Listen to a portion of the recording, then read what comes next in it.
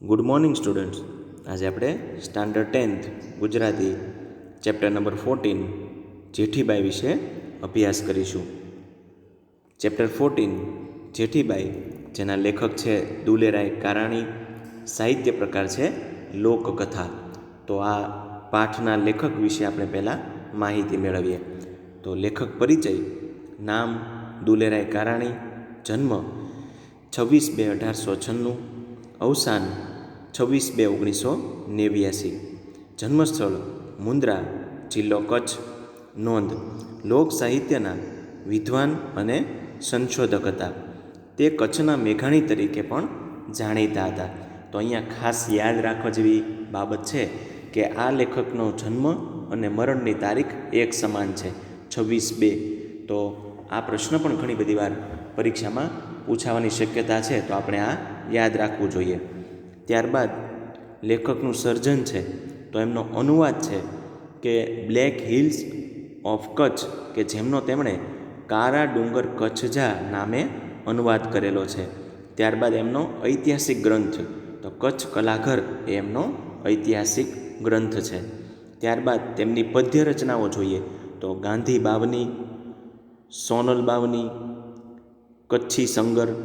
ત્યારબાદ તેમની અન્ય કૃતિઓ છે કચ્છના સંતો અને કવિઓ, કચ્છનું લોક સાહિત્ય, તો આ એમની અન્ય કૃતિઓ છે.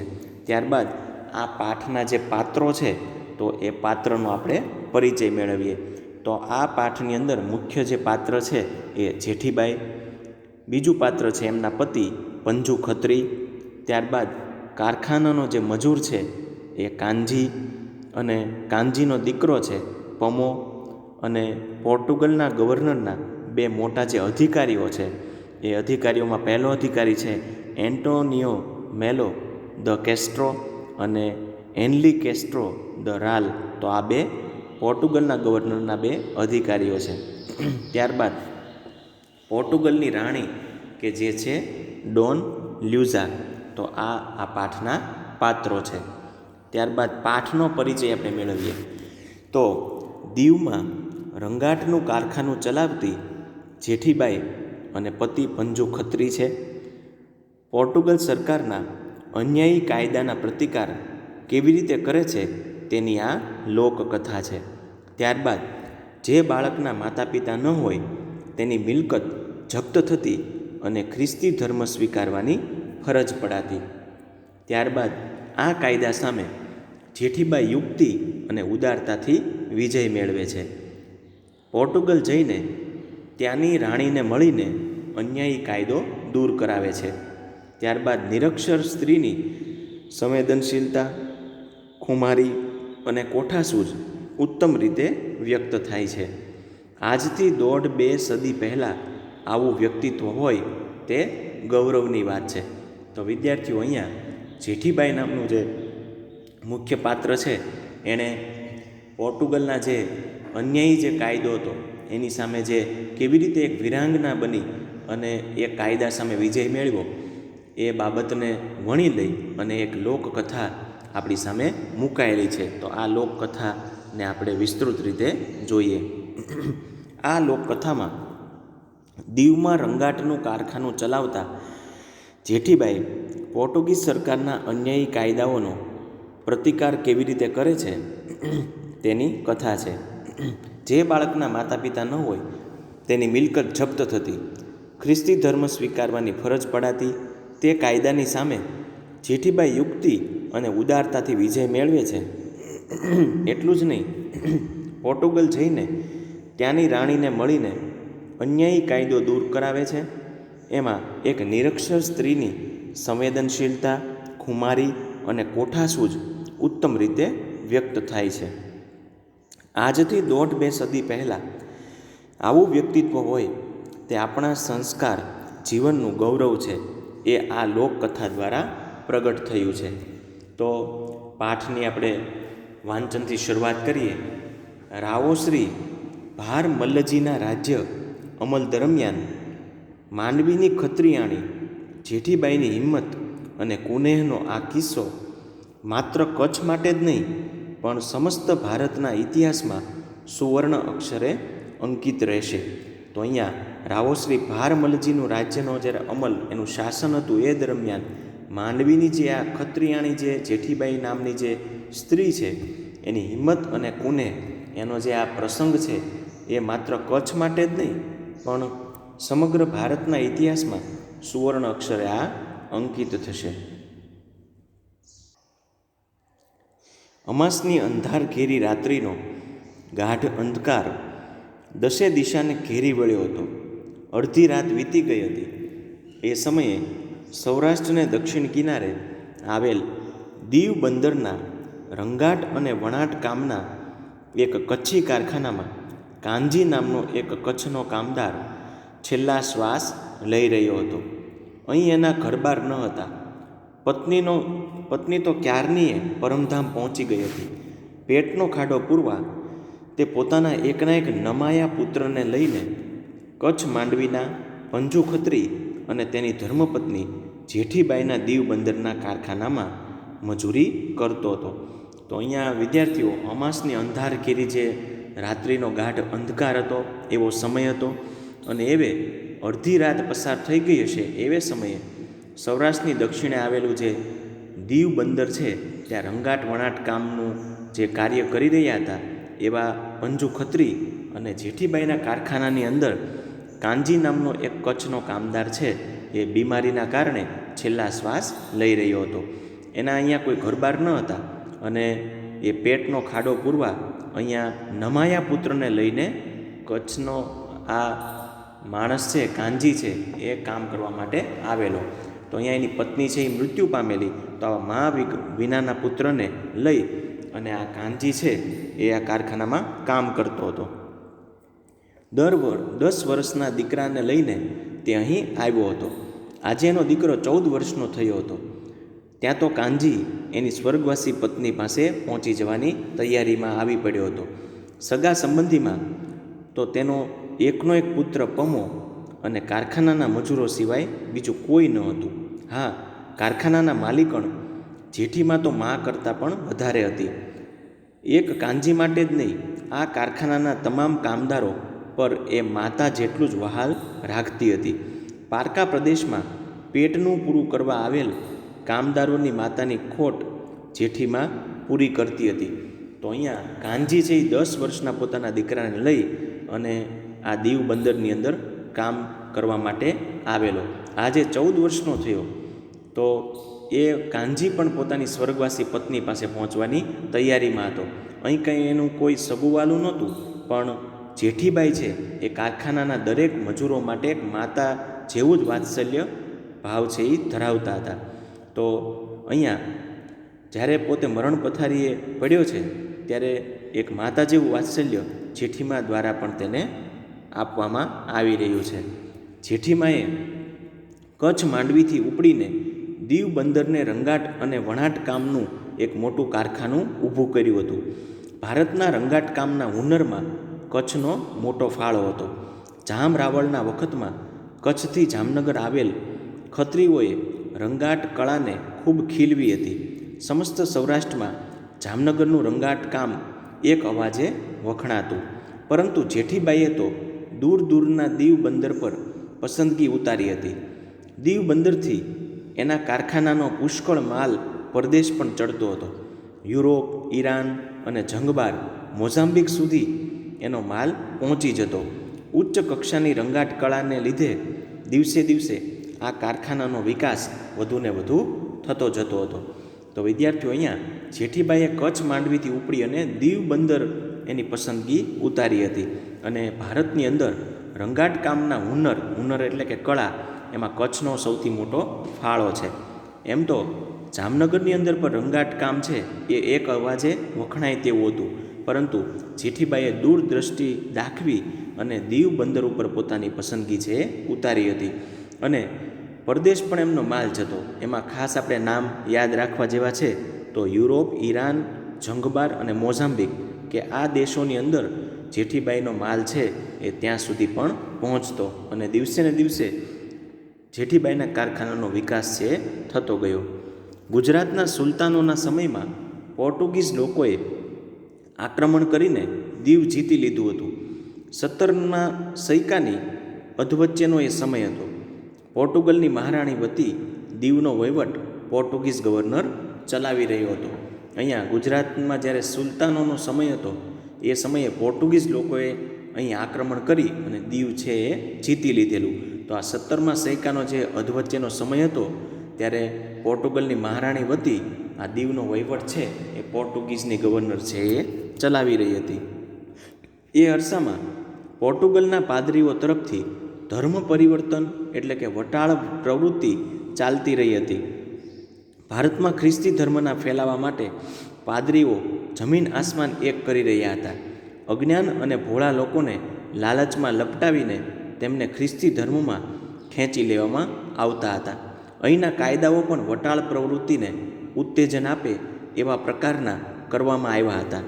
એમાં એક કાયદો એવો હતો કે કોઈ પણ બાળક નિરાધાર હોય તો તેને બળજબરીથી ખ્રિસ્તી બનાવીને તેના માલ મિલકત જપ્ત કરી લેવા.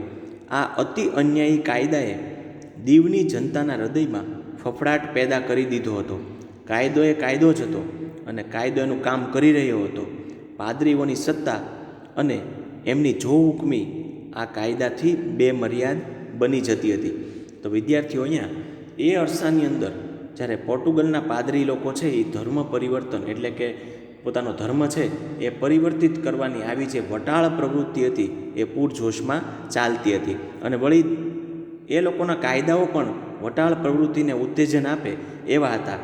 તો અહીંયા નાના બાળકો કે જ્યારે જે અનાથ બનતા તો એની માલ મિલકત અને એની તમામ જે મિલકત હતી એ આ પોર્ટુગીઝ ગવર્નર છે એ પોતે જપ્ત કરી લેતી અને એ બાળકને ખ્રિસ્તી ધર્મમાં પરિવર્તિત કરવામાં આવતો. તો આ કાયદાને લીધે અહીંના લોકો છે એના હૃદયમાં એક ફફડાટ પેદા થઈ ગયેલી. પણ કાયદો છે એ પોતાનું કાર્ય કરી રહ્યો હતો અને પાદરીઓ સત્તા અને જો હુકમીથી આ કાયદાને બેમર્યાદ રીતે એનો ઉપયોગ છે એ કરી રહ્યા હતા.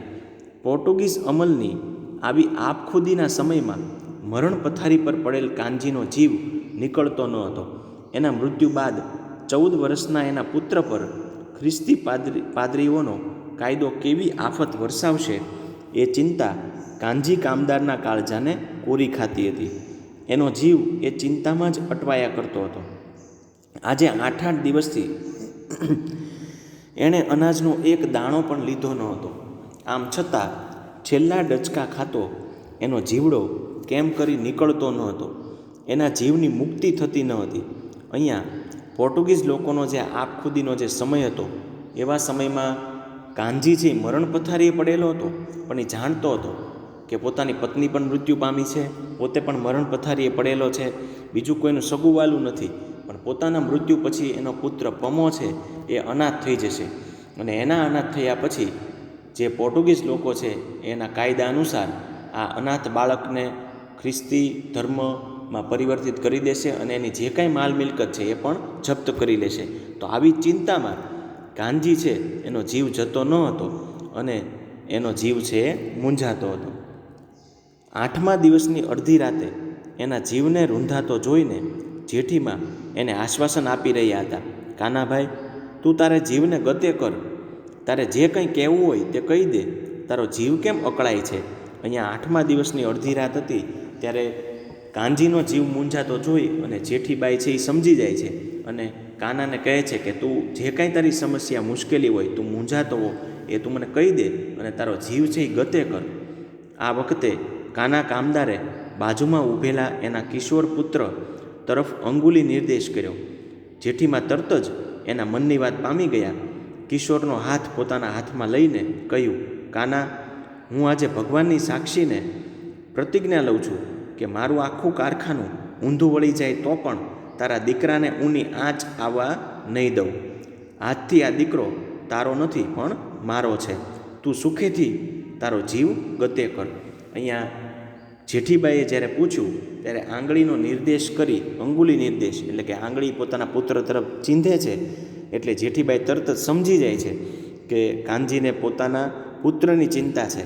તો જેઠીબાઈ એને આશ્વાસન આપે છે, ભગવાનની સાક્ષીએ એવી પ્રતિજ્ઞા લે છે કે પોતાના કારખાનું ભલે ઊંધું વળી જાય પણ એના દીકરાને ઊની આંચ એટલે કાંઈ પણ મુશ્કેલી પડવા દેશે નહીં અને આજથી આ દીકરો મારો છે એવું એને આશ્વાસન આપે છે અને હવે તું તારો જીવ ગતે કર એવું એને કહે છે. જેઠીમાના આ શબ્દોને કાનાના અંતરમાં ઉત્પાતને શમાવી દીધો.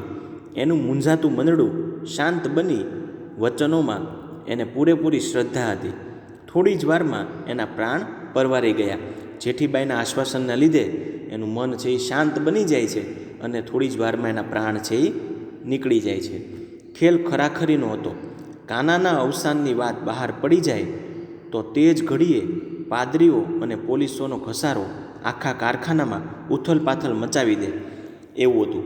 કાનાના નિરાધાર દીકરાને અને એની ઘરવખરીને પણ ખેંચી જાય. જેઠીમાએ સમયસૂચકતા વાપરીને કાનાના મૃત્યુની વાત પર પડદો પાડી દીધો અને બીજી જ દિશામાં પગલાં માંડ્યા. એ જ રાત્રે કારખાનાના બીજા એક કામદારની પુત્રી સાથે કાનાના પુત્ર પમાના લગ્ન પણ કરાવી દીધા. લગ્નવિધિ પૂર્ણ થતાં ઝડપી ગતિએ પમાનું નવું ઘર મંડાવી દીધું. અહીંયા પાદરી લોકોને હજી ખબર પડે એ પહેલાં જ જેઠીબાઈએ બીજા એક મજૂરની દીકરી સાથે કાંજીના પુત્ર પમાના લગ્ન કરાવી દીધા અને એનું ઘર પણ મંડાવી દીધું. એટલે કે એ અનાથ નથી એવો એક માહોલ છે એ જેઠીબાઈ દ્વારા ઊભો કરવામાં આવ્યો.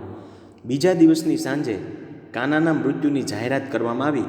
પાદરીઓ તો ટાંપીને જ બેઠા હતા. તરત જ પોલીસ પાર્ટી સાથે લઈને પાદરી લોકોનું ધાડું આવી પહોંચ્યું.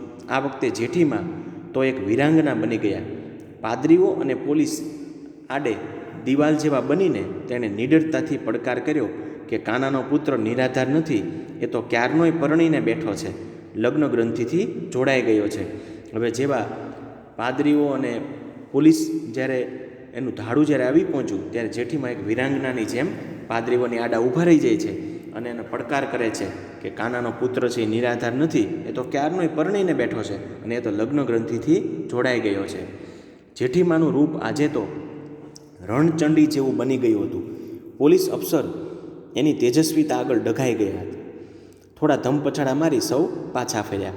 આમ છતાં એ લોકો ઝટ મમત મેલી દે એવા ન હતા, કારણ કે એ તો મમતીલી પોર્ટુગીઝ સરકારના પાદરી હતા. કાનાનો મુકદ્દમો એ લોકો દીવની પોર્ટુગીઝ અદાલતમાં લઈ ગયા. કાનાના પુત્રના લગ્ન ફોક કરવા એમણે ન્યાયની અદાલતનો આશરો લીધો, પણ થયેલ લગ્ન ફોક થઈ શકે નહીં એવો હિન્દુ ધર્મનો અબાધિત અધિકારનો અદાલત પણ ભંગ કરી શકે નહીં. અદાલતમાં આખરે આ લગ્ન કાયદેસર ગણાયા અને પોર્ટુગીઝો હાથ ઘસતા રહી ગયા. તો અહીંયા મમતીલી એટલે કે જે જીદ છોડે નહીં એવી જે પોર્ટુગીઝ સરકાર હતી એના પાદરીઓ આ મુકદ્દમો છે એ દીવની કોર્ટની અંદર લઈ ગયા. પણ હિન્દુ ધર્મનો એવો અબાધિત કાયદો હતો કે એક વખત લગ્ન થઈ જાય પછી એ ફોક થઈ શકતા નથી. તો આ અબાધિત કાયદાને કોર્ટ પણ ભંગ કરી શકી નહીં અને પમાના લગ્ન છે એ કાયદેસર ગણાયા અને પોર્ટુગીઝો હાથ ઘસતા રહી ગયા અને કંઈ કરી શક્યા નહીં. આ રીતે જેઠીમાનો નૈતિક વિજય તો થયો, પરંતુ પોર્ટુગીઝ સરકારની જાલિમ કાયદો એના અંતરમાં હજુ કાંટાની પેઠે ખટકતો હતો. આ કાળા કાયદાના સકંજામાંથી છૂટવા માટે કયો રસ્તો લેવો એ જ વિચારો એના અંતરમાં રાત દિવસ ઘોળાતા હતા. અહીંયા જેઠીબાઈનો નૈતિક વિજય થયો, પણ આ જે કાળો કાયદો છે એ કઈ રીતે નાબૂદ કરવો એ સતત જેઠીમાના અંતરની અંદર આ વિચારો રાતને દિવસ ઘોળાયા કરતા. જેઠીમાની સામે પોર્ટુગીઝની હઠાગ્રહી સરકાર હતી. સીધો સામનો કરવાથી તો આ સરકાર એને ચાંચડની માફક ચોળી નાખે એવો એ જમાનો હતો. એટલે જેઠીમાએ એક નવો જ માર્ગ ગ્રહણ કર્યો. અહીંયા જેઠીબાઈ સીધે આ સરકાર સામે જો બળવો પોકારે તો એ સરકાર એને એક સામાન્ય જીવાતની માફક એને ચોળી નાખે એમ હતા. એટલે એણે એક નવો જ માર્ગ છે એ અપનાવવાનું નક્કી કર્યું. એક બાહોશ બેરિસ્ટરની એટલે કે વકીલની સલાહ લઈ પોર્ટુગલની રાણી ઉપર જેઠીમાએ પોર્ટુગીઝ સરકારના જુલમની કહાણી પોર્ટુગીઝ ભાષામાં હૃદયદ્રાવક શબ્દોમાં લખાવીને તૈયાર કરી. ત્યાર પછી આ અરજીના અંગ્રેજી અક્ષરોમાં મોટા બીબા લાકડાની પટ્ટીઓમાં કોતરાવીને તૈયાર કર્યા. મોટી રેશમી ઓઢણી પર આ અરજી મોટા અક્ષરોમાં સાંગો પાંગ છાપીને તૈયાર કરી.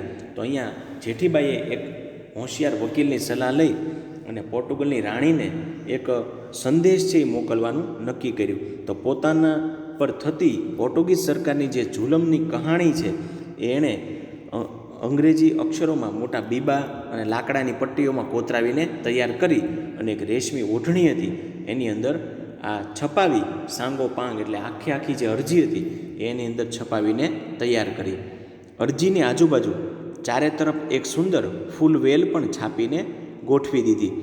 આખી ઓઢણી પર આ અરજી એવી કળાપૂર્વક તૈયાર કરવામાં આવી હતી કે જોનાર એને જોઈને જ ચકિત થઈ જાય. અરજીમાં માતબર હિન્દુ ગૃહસ્થોની સહીઓ પણ લઈ લેવામાં આવી હતી. ધર્મને નામે ચાલતા જુલ્મોનો એમાં આબેહૂબ ચિતાર હતો. તો અહીંયા એક અરજી એની અંદર સરસ રીતે લખવામાં આવી અને એની ફરતી ફૂલવેલ એટલે કે ફૂલની એક ડિઝાઇન પણ કરવામાં આવી અને ગૃહસ્થો જે હિન્દુ જે ગૃહસ્થો હતા કે જેને સાથે આ અન્યાય થતો હતો તે તમામની સહીઓ પણ આ ઓઢણીની અંદર કરવામાં આવી.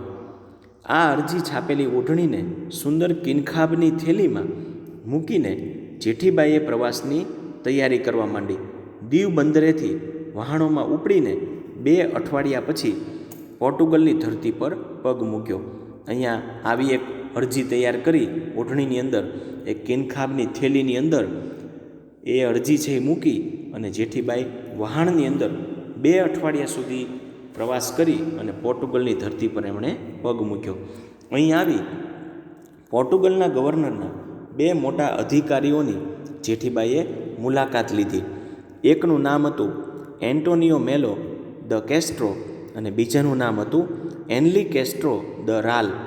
આ બંને અધિકારીઓ ઘણી જ સહાનુભૂતિથી જેઠીબાઈને મુલાકાત આપી. એની બધી હકીકત પણ ધ્યાનમાં લીધી. આ મુલાકાત વખતે જેઠીબાઈ ધોળે દિવસે હાથમાં સળગતી મશાલ લઈને ગઈ હતી. કારણ એમ હતું કે પોર્ટુગીઝ સરકારના રાજ્યમાં ઘોર અંધકાર છે એટલે જ એને પ્રકાશની જરૂર છે. તો અહીંયા જેઠીબાઈ એના બંને આ અધિકારીઓને મળ્યા, એની સાથે મુલાકાત કરી અને ધોળા દિવસે હાથમાં મશાલ લઈને ગયેલા. શું કામ?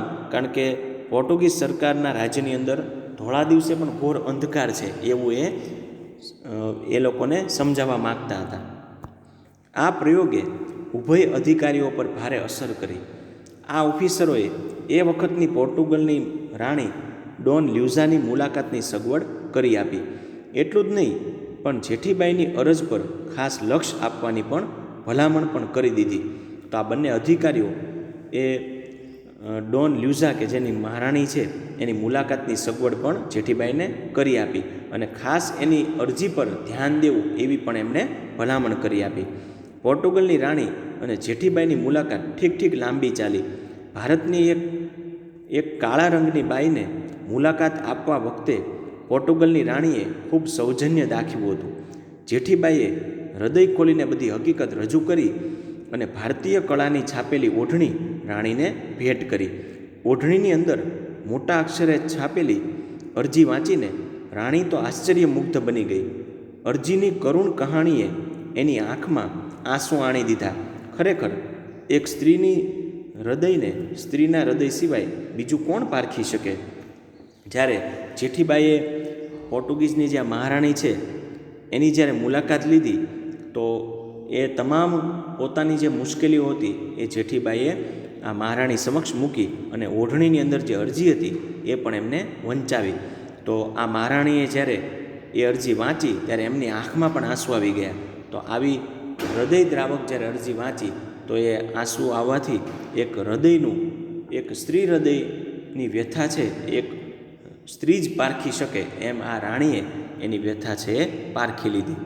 રાણીએ જેઠીબાઈની કલામય કૃતિ અને હિંમત માટે ધન્યવાદ આપ્યા અને આભારની લાગણી વ્યક્ત કરી. ભારતમાં પોર્ટુગીઝ સત્તાનો જુલ્મી કાયદો તેણે પોતાના ખાસ ફરમાનથી રદ કરાયો. આ જે જુલ્મી જે કાયદો હતો કે અનાથ બાળકની સંપત્તિ જપ્ત કરી લેવી અને એને ખ્રિસ્તી ધર્મ છે એ અપનાવવા માટે પરિવર્તિત કરવો, તો આ કાયદો છે એ રાણીએ પોતાના ખાસ ફરમાનથી રદ કરાયો. તે દિવસથી જેઠીબાઈની ઓઢણી પાન દ જેઠીનું નામ વિખ્યાત બની ગયું. અહીંયા વિદ્યાર્થીઓ આ નામ ખાસ આપણે યાદ રાખવું. આ પ્રશ્ન પૂછાય જ ઘણીવાર કે જેઠીબાઈની ઓઢણી કે જેને પોર્ટુગીઝની મહારાણીએ શું નામ આપ્યું? તો પાન દ જેઠી. આ ઓઢણીની ભાત સાથે જેઠીબાઈનું નામ પણ જોડવામાં આવ્યું. આ ભાત ભારતની એક અનોખી ભાત ગણાતી અને આ ઓઢણી સાથે જેઠીબાઈનું નામ પણ જોડવામાં આવ્યું. અને આ ભાત, આ જે ડિઝાઇનવાળી જે ઓઢણી છે એને ભારતની એક વિશિષ્ટ અનોખી ભાત તરીકે પણ ગણાવી. રાણીની આજ્ઞાનો ઠરાવ એક તામ્રપત્ર પર કોતરવામાં આવ્યો. આ તામ્રપત્ર ઘણા માન અને દબદબા સાથે જેઠીબાઈને અર્પણ કરવામાં આવ્યું. એક તામ્રપત્ર પણ એને અર્પણ કરવામાં આવ્યું અને આ ફરમાન છે એની અંદર કોતરવામાં આવ્યું અને ખૂબ માન સાથે જેઠીબાઈને આપવામાં આવ્યું. એ ઉપરાંત જેઠીબાઈના માનમાં અઠવાડિયામાં એક દિવસ તેમના ઘર આગળ બેન્ડ વગાડવાનો હુકમ કરવામાં આવ્યો. જેઠીબાઈની જિંદગી સુધી આ કાર્યક્રમ અમલ ચાલુ હતો. પોર્ટુગીઝ ઓફિસરો જેઠીબાઈના ઘર પાસેથી પસાર થતા ત્યારે જેઠીબાઈના માનમાં પોતાના માથા પરથી હેટ ઉતારી નાખતા. તો અહીંયા જેઠીબાઈનું જે ઘર છે ત્યાં અઠવાડિયામાં એક દિવસ એના ઘર આગળ બેન્ડ છે એ વગાડવાનો પણ રાણીએ હુકમ કર્યો. તો પોર્ટુગીઝના ઓફિસરો જ્યારે જેઠીબાઈના ઘર પાસેથી પસાર થતા ત્યારે એના માથા પરની હેટ છે એ ઉતારી નાખતા અને એને એક સન્માન આપતા. કચ્છ માંડવીના એક અભણ બાઈ જેઠીબાઈ આ રીતે પોતાના ગજા ઉપરવટનું એક અદ્ભુત કાર્ય કરીને પોતાના નામને પ્રખ્યાત કરી ગયા, અમર થઈ ગયા. તો વિદ્યાર્થીઓ, અહીંયા કચ્છ માંડવીની એક સાવ અભણ જે બાઈ હતી જેઠીબાઈ, એણે પોતાના ગજા ઉપરવટનું, એટલે કે પોતે એટલું ભણી નહોતી છતાંય એની ક્ષમતા કરતાં પણ વધારે એક અદ્ભુત જે આ કાર્ય કર્યું એ પોતાના નામને પ્રખ્યાત કરી ગયા અને આ એક પોતાના સારા કાર્ય માટે પોતાના નામને છે અમર કરી ગયા. તો વિદ્યાર્થીઓ, એક સ્ત્રી જો ધારે તો પોતાની સાથે થયેલા જે અન્યાય છે, પોતાના સમાજ સાથે થયેલો જે અન્યાય હતો એ કાયદાને પોતે હિંમતપૂર્વક વહાણની અંદર પોર્ટુગલ જઈ અને ત્યાંની મહારાણીને પોતાની હૃદયદ્રાવક જે વ્યથા હતી એ અલગ જ એક રસ્તો અપનાવી અને વર્ણવી અને પોતાની સાથે થતો અને પોતાના સમાજ સાથે થયેલો જે અન્યાય છે એ કાયદાને એણે પોતાની હિંમત અને આગવી સૂઝબૂઝથી એણે રદ કરાવ્યો. તો આ કાર્ય માટે આજ વર્ષો પછી પણ, આ 3 સદી વીતવા છતાં પણ આવા સારા કાર્યને આપણે યાદ રાખીએ છીએ. તો આવા કાર્યથી આ જેઠીબાઈ છે ઇતિહાસમાં અમર થઈ ગયા. હવે આ પાઠની આપણે શબ્દ સમજૂતી જોઈએ. સમાનાર્થી શબ્દો: શાણપણ તો ડહાપણ કે બુદ્ધિમત્તા, આપખુદી તો આપખુદ વર્તન કે સ્વેચ્છાચાર, ઉત્પાત તો ધાંધલ કે તોફાન, શમાવી દેવું તો ટાઢું પડવું કે શાંત કરવું, મમત તો હઠ કે જીદ, ચાંચડ તો એક જંતુ, જાલિમ તો જુલમ કરનારું, શકંજો તો ગાળીઓ કે ભીંસ, જુલમ તો સિતમ કે અત્યાચાર, સાંગોપાંગ તો પૂરેપૂરું, માતબર એટલે ભરપૂર કે સમૃદ્ધ, સૌજન્ય તો સજ્જનતા કે માણસાઈ, ફરમાન તો હુકમ કે આદેશ. ત્યારબાદ વિરુદ્ધાર્થી શબ્દો: અમાસ તો પૂનમ, અંધકાર તો ઉજાસ, અજ્ઞાની તો જ્ઞાની, ભોળું તો લુચ્ચું, શાંત તો અશાંત, ન્યાય તો અન્યાય, વિજય તો પરાજય અને નૈતિક તો અનૈતિક. ત્યારબાદ રૂઢિપ્રયોગ જોઈએ. કાળજાને કોરી ખાવું તો દુઃખની અનુભૂતિ થવી, ઊની આંચ આવવી તો દુઃખ કે તકલીફ આવી, બાજી બગડી જવી તો યોજના કે ગોઠવણ નિષ્ફળ જવી, ધૂળમાં મળી જવું તો નાશ પામવું, પ્રાણ પરવારી જવા તો મૃત્યુ થવું. શબ્દ સમૂહ માટે એક શબ્દ: કામ કઢાવી લેવાની કળા તો કુને, અંધારિયા પક્ષનો છેલ્લો દિવસ તો અમાસ, કળા કારીગરવાળો ઉદ્યોગ તો હુનર અને બહાદુર સ્ત્રી તો વીરાંગના. તો વિદ્યાર્થીઓ, આ પાઠનો સ્વાધ્યાય તમારે તમારી ફેરબુકની અંદર, વર્કબુકની અંદર તમને જે હોમવર્ક અહીંયાથી આપવામાં આવે એ તમારે લખવાનું છે. તો અહીંયા આ જેઠીબાઈ જે લોકકથા છે એ પાઠનું આપણે અહીંયા સમાપન કરીએ. Thank you.